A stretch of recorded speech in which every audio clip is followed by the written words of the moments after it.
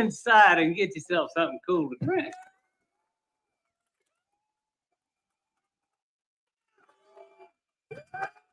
Welcome back. Welcome back. Welcome back. Welcome back to another edition of Between the Lines podcast with your favorite host, Lost in Translation podcast here on the Black Man Unfiltered Network. Good evening. Before we get started, I'm going to go ahead and recognize a few people that came in. I could tell you thank you for showing up, darling. Appreciate you for coming on through. I'm going to give y'all some background between this particular show.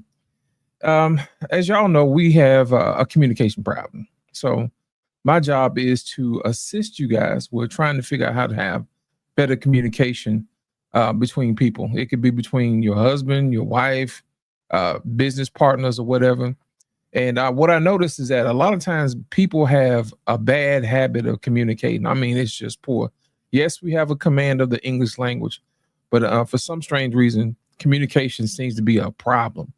So tonight we're going to go ahead and get started. I'm going to go ahead and talk about the importance of communication, how understanding one another is very, very important, and how to avoid how getting on each other's nerves and how to really listen to each other. As you can see, I ain't got no glasses on tonight because I'm going to be teaching and talking, so I got to be able to see.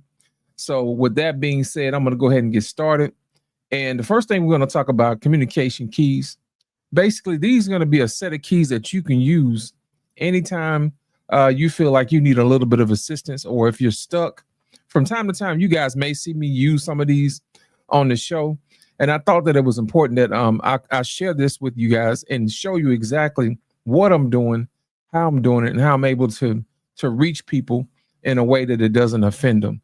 So I'm going to go ahead and help you out. I'm going to go to the next slide. It says, this is the introduction, understanding the power of communication. Communication is more than just exchanging words. It's about making connections, building understanding, creating space for growth. In today's polarized world, how we frame our questions can either open the door of meaningful dialogue or shut it down before it begins. This presentation explores how to communicate with clarity, empathy, and purpose using principles of social judgment theory. We'll get on into that shortly. I'll explain to you what that is. Now, the theory. Now, by learning to identify where others stand, which is basically their anchor points, and crafting our questions within their comfort zone, we can avoid unnecessary conflict and speak real connection. Here are some of the things that we'll use to follow. I'll show you. Here's some of the things we're going to show you: how to recognize someone's core beliefs, how to frame ideas in ways that feel safe and engaging, avoid triggering rejection, and invite deeper, more thoughtful conversations. Okay. Now, let's move from talking to each other to truly understanding each other. That's what we want to get down to. We want to make sure that we actually connect instead of just talk at each other. We're going to show us how to do this thing. Now, the background is that why communication matters. At the heart of every strong relationship, whether it's personal, professional, social, is effective communication. But communication isn't just about speaking clearly. It's about listening deeply. Too often we listen to respond instead of listening to understand. This kind of understanding, listening, this under listening creates misunderstandings, fuels conflict, and causes people to feel unseen or unheard. When we focus on truly understanding the other person, what they believe and feel and need, we build trust. Now, we open doors instead of putting up walls. Communication builds less. Communication becomes less about winning and more about connecting. In a world full of noise, listening with the intention of one is one of the most powerful acts of respect that we can offer. Okay, so let's go ahead and get to the top of it. The problem, number one, we're going to identify 3 different problems that haunt us in communication. The first one is listening to respond and not to understand. Many people listen just long enough to prepare their reply. Y'all already know them. Y'all know how it is, man. Ain't nobody listening to you. And then when they start replying, it had absolutely nothing to do with what you was talking about. Okay. So rather than taking the time to truly understand the other person's perspective, this creates shallow connections and missed opportunities for connection. Number two, speaking with assumptions. People always say when you making assumptions, you're making a what out of what. You know what I'm saying? So we're gonna make sure we clear that up. Now, we often assume others share our beliefs, values, or experiences, and we communicate based on that assumption. When those assumptions are wrong, our words can come across as tone deaf, offensive, and confusing. Okay. Number three, poor framing of questions or ideas. When we present our thoughts in a way that challenges someone's identity, beliefs too directly, they shut down. This activates defensiveness. Y'all seen it before, and pushes them into resistance mode rather than inviting meaningful dialogue. Okay. Now, this is our goal, so we'll make sure we hit this up by the end of the show. This is what we have to do. We'll understand how to better ask questions. We'll know how to frame questions that invite open dialogue instead of triggering defensiveness, especially when using strategies aligned with social judgment theory. Now, number two is recognize the power of listening for understanding. We'll learn how to understand under listening. We'll learn how under listening creates barriers and how deep intentional listening can build trust, connection, and clarity in any conversation. Now, communication with empathy and strategies. Number three, we'll walk away with practical tools to approach sensitive and high stakes topics with care, respect, curiosity, leading to more productive and meaningful interactions. Okay. Lady D said, if you get on each other's nerves, you aren't supposed to be together. You doggone right. But we're going to make sure we at least have an opportunity to give it a shot. Okay. This is the main topic, lost in translation, communication with understanding, how to ask better questions and build real connections. So we got our little people over here. I'm going to show us how to do it. Number one, why communication fails. We don't hear each other. We defend instead of discuss. The first one is people protect what they believe. I don't know if y'all understand. There's a term that people use around these streets. It's called cognitive dissonance. Basically, what that is, people actually have a reaction to something that goes against what they believe, And sometimes when you attack that, it causes people to shut down and they don't want to listen. So that's the main reason why you want to make sure you introduce information tactfully and with care. Number two, challenging someone's identity can shut them down and shut down the conversation. And number three, understanding requires curiosity, not correction. So we always want to foster a conversation that shapes curiosity and not correction. Okay. Now, the next thing we want to talk about is the anchor point. Okay. This is how we're going to do this. We're going to accomplish this. We're going to actually, the main point of this one is to actually start where they are. Everyone has an anchor belief. An anchor belief is something that most people can agree on something. It could be something as easy as it depends on the audience. It could be something as easy as religion. It could be love. It could be sports. It could be politics. It could be anything. It could be any particular subject, any type of activity or something that you guys believe in. Find a particular point of interest that you two actually have in common. At least you'll have someone to work from. And the next one is to connect. You must locate their standing point or find out exactly what they believe in. And that way you'll know exactly where you stand. Now ask, what do they really believe or feel about this? So basically you want to elicit curiosity in that particular question. You don't want to accuse, you don't want to assume. Basically, you want to do is you want to make sure you want to understand exactly what do they feel about this particular situation. Is it positive? Is it negative? Just by opening up, having that open-ended conversation using open-ended questions. Okay. Now, the next one is this is what's known as the latitude of acceptance. Basically, what the latitude of acceptance is, it's a range of beliefs that somebody will accept a particular subject or an idea. And say, for instance, you have a scale from 1 to 10. 1 is being the very least that you can do to actually add some type of value to that particular situation where they'll actually listen to it. And then 10 is the most agreeable. Like you don't have to convince them; they already got it. So that framework is somewhere in between, is where somebody will actually listen to you. That's what's known as the latitude of acceptance. Okay. Now, what you want to do is you want to frame your ideas close to their beliefs. See what I'm saying? So that way you'll be able to gain trust with that particular person. You always want to frame your ideas close to their beliefs. And then also you want to use bridging phrases like, would you agree? Or some would say. That actually takes the onus off of you, and it takes the onus off the other person. So that way it fosters a communication that has curiosity to it versus accusing somebody of something or blaming somebody of something. So you always want to shape it. I'm pretty sure you guys have seen people who have questions who always say, "Hey, wouldn't you agree?"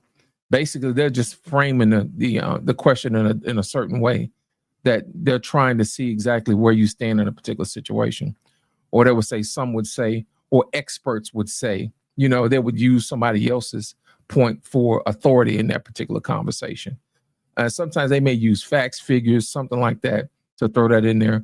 But it's usually somewhere that you're going to use to find a point of commonality. So basically, that's what that is. You want to say it in a way that they can hear. Now, the next one is the latitude of non-commitment. Basically, just like you had a latitude of commitment, you got a latitude of non-commitment. I don't care what you say. It's a range. I don't care what you say inside this range. It's not going to land. No kind of way, because it usually goes against something they believe. Not everyone knows what they think yet. So until you actually ask the question and give that person an opportunity to think about a particular subject that they may not have thought about, give them an opportunity to think about it. Some people don't, think about stuff right away. They need time to think about it to see how it aligns with who they are and what they think about themselves.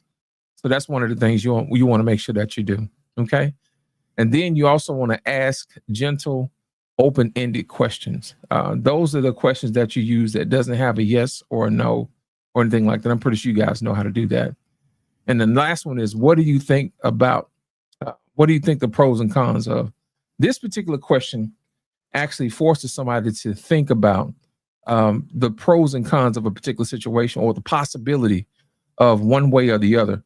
What are the pros and cons of actually doing your homework ahead of time? Or what are some of the pros and cons that you have of, doing your banking? Or what are some of the pros or cons that you have of setting up your retirement fund early versus late?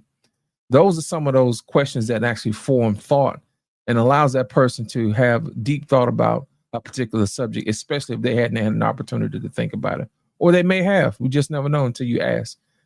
Shaping questions in a way is actually a way to figure out and find out exactly what that person is thinking about.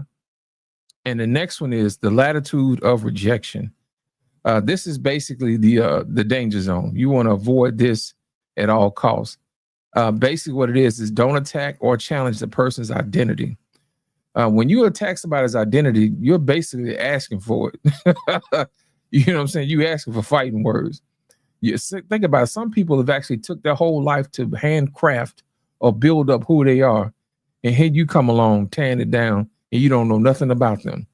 That is some of the worst things you can do in trying to have in a conversation, because it doesn't build trust, and you don't want to do that. Now, how to avoid that is you want to reframe with curiosity. What you want to do is you want to use phrases like, that's interesting, or what led you to that view. When you use those particular phrases, what you're doing is you're actually telling them, you know what? I value exactly what you're saying. Could you explain to me a little bit more about how you came to that conclusion? You don't want to accuse them of being dumb or stupid or anything like that. You just ask them simply, hey, how did you arrive at that? And then people will tell you how they came up with that. People will love to talk about themselves.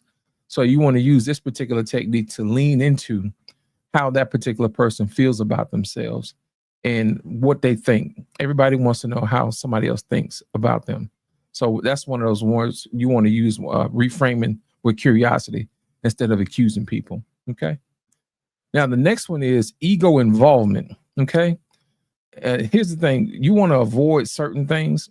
Now, the more personal a particular topic is, the more careful you have to be. Okay. And some of those reminders we have here in the bullet points is high involvement means high emotional risk. So depending upon what type of subject you're talking on, especially if it's personal, you ever had a conversation where it starts out general and then all of a sudden it's, well, I said, well, I believe, well, this will happen to me. And we always say, oh, you always add your anecdotal evidence. Well, that ain't what you want to do. You want to handle that particular situation with kid gloves and say, hey, you look, could you tell me a little bit about what happened? And ask them what was involved in that situation, because sometimes people are embarrassed to explain what happened to them in that particular situation. And they really don't want to go into a whole lot of details.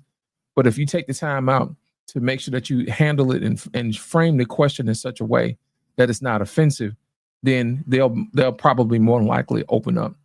The next bullet point is be gentle in high stakes conversations. Because like I said, sometimes people identify with the decisions that they've made. Just like sometimes people identify with the job or role that they do. If you ask a guy, what do you do for a living? Well, I'm a plumber. Well, I'm an electrician. What happens if you get fired? You still a plumber electrician? You still get a paycheck, that type of thing. So you might want to be careful when you frame questions like that. Like the gentle, the more gentle you are, the more high stakes that particular situation is. So you want to be careful with that. And also you want to say it, I can see why that would matter deeply to you. That's basically showing empathy. Anytime you want to have a conversation with somebody, try to keep the spotlight on them. Don't make it about yourself. I can tell you many times you have had a conversation with somebody and you tell them something about what happened to you. And then all of a sudden, oh yeah, that happened to me too. Listen, let me tell you what happened to me. And then they just steal the conversation away and take the spotlight off of you. Well, we want to avoid that when we having conversations with people. If we start out talking about that person, we want to stay on that until we actually change the conversation up, or until they ask you about you. It's basically common courtesy, but you'll be surprised how many people don't do that. I've watched a whole lot of different panels.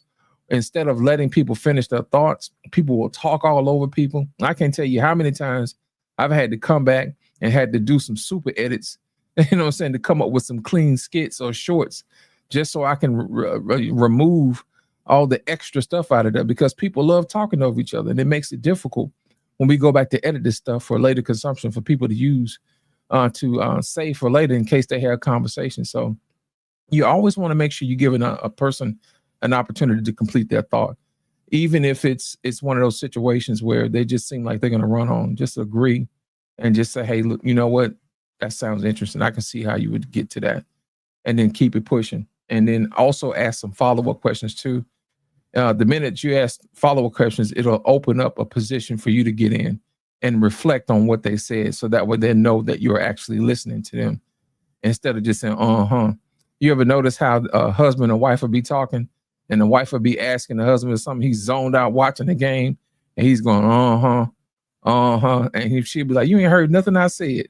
You kind of don't want to do that. She's not going to open up to you if you sit up there going, uh-huh, uh-huh. Men have a bad habit of tuning women out, especially when it's time to talk about certain topics or certain situations. So you want to stop what you're doing, look that person in the eye, and make them the most important thing at that particular moment in time, and talk to them and have a dialogue, a question, and use follow-up questions and ask them, what do you think about this? And what do you think about that? So that's how you do that. Ego involvement, very important. The next one is strategic language tips. Say it smarter, not sharper. What you want to do is you want to swap words like why with what and how. Some examples are, say, for instance, if you say, well, why did you think that way? Instead of saying, why do you think that way, which is basically accusing the other person of coming up with something that may not be smart, you want to use what led you to that conclusion, or how did you arrive at that assumption? Basically you're asking them, hey, how did you put that together? And you're fostering curiosity, and you're framing it in the word as curiosity to involve or create collaborative language between you and that particular person. Remember, whenever you're talking and sitting down with somebody, you kind of want to frame the questions in a way where you're actually on the same side, the same team. Back in the day when I used to sell cars, and I used to go out there with the customer or whatever, and we used to talk about, whatever particular car they wanted. And then we used to go back in and talk to my finance manager, say, hey, look, this is what they're looking at. So the finance manager would be like, look, this is what I want you to do. I want you to sit on the same side of the table as the customer, and I'm going to be on the other side. So basically what it is, it's going to be you and them versus me. So basically, it's when you're going to build trust between you and the customer. And then what's going to happen is it's going to be you and the customer against the odds, which is the office manager or the sales manager. And what we try to do between me and the customer, we try to figure out exactly what is actually going to work, what's going to fit in their budget, what they're going to agree to, that type of thing. Now come back and I'll, tell the manager, say, okay, this is what we're going to agree with. And this is what they agree to. So that way it's not me versus the customer. It's me and the customer versus the problem. So when you're having a conversation with somebody, you want to visually think about having a conversation and shaping it in such a way where you're sitting next to that person inside both of your minds versus sitting across from each other being adversaries. So that's very, very important. And the next tip you want to use is softening words like I wonder if, or could it be, or some have found. I've actually used this in one of our clips with me and Trey Ferg, and we were talking about child support. And I was asking Trey Ferg, I was like, Trey Ferg, what would happen? What do you think would happen if, they gave child support in Section 8 and all this other stuff to the daddy, instead of the mother? What would that look like?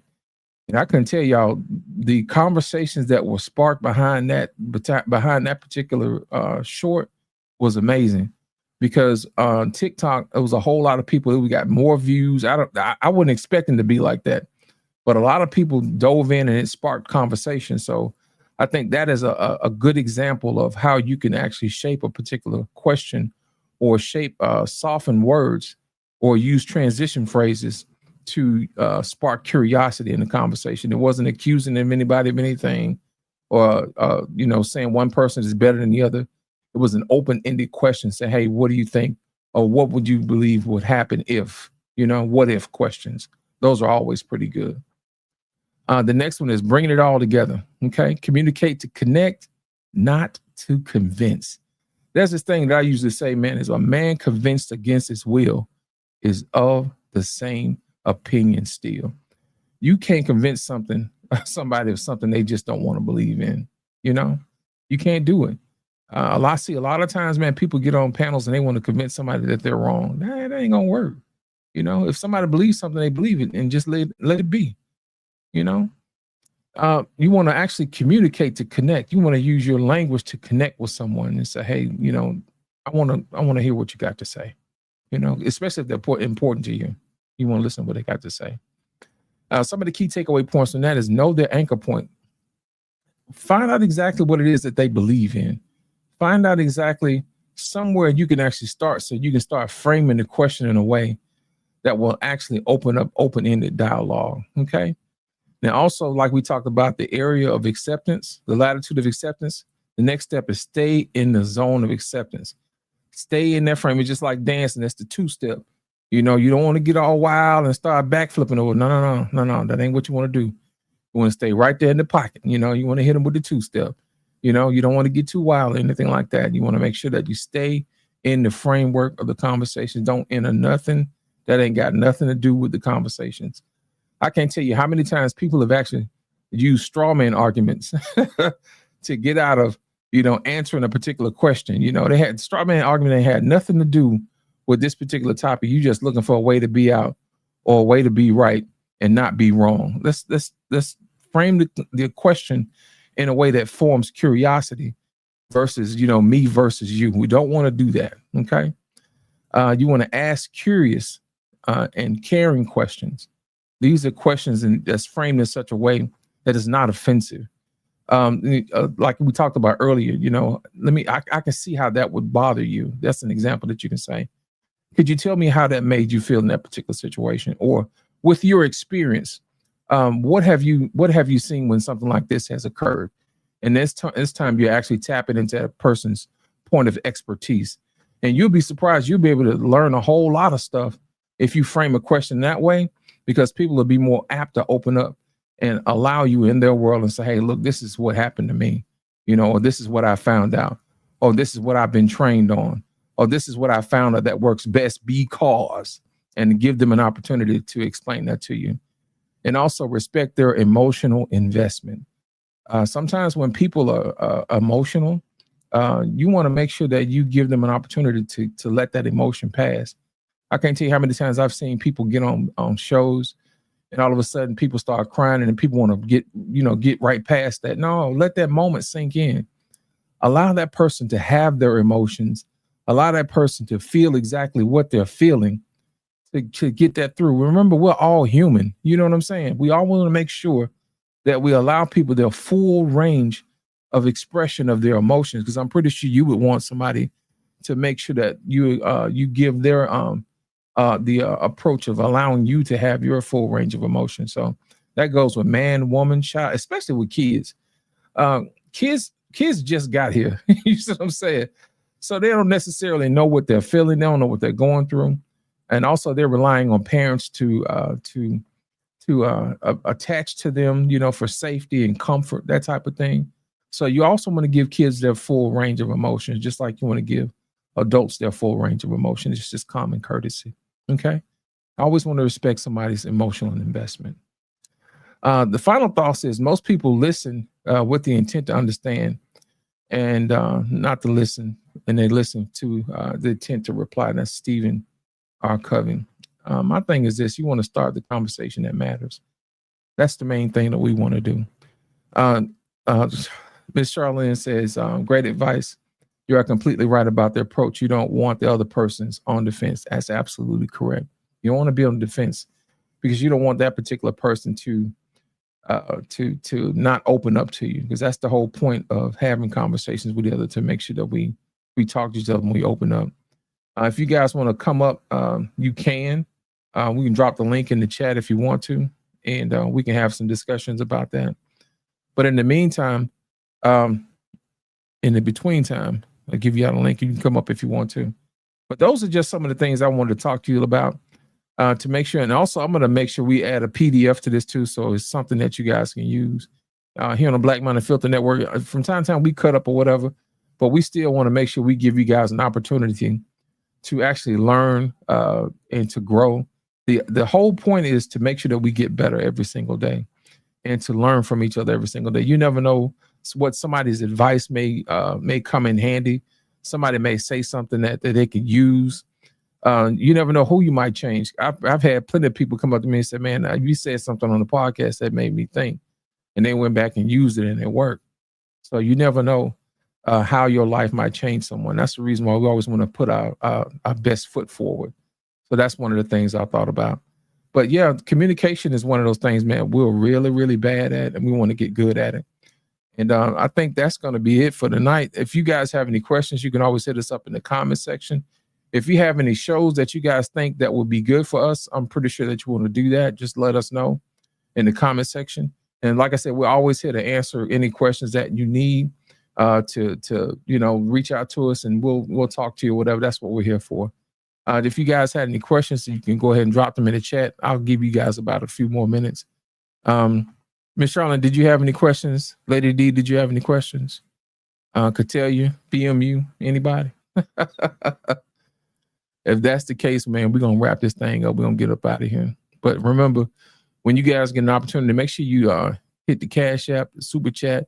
We want to make sure we give Black Man and Filter the opportunity to keep shows like this going, because we always want to make sure that we hit people up and take our time. Just I have to rewatch.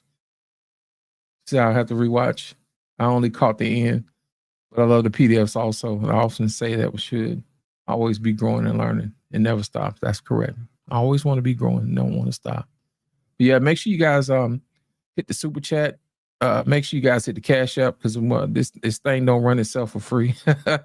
We spend good money to make sure we put on good shows and good production for you guys, because I'm pretty sure we want to give you news you can use and not news you can snooze. You know what I'm saying? So with that being said, I'm going to get up out of here. If y'all have any questions, let me know. And we are out.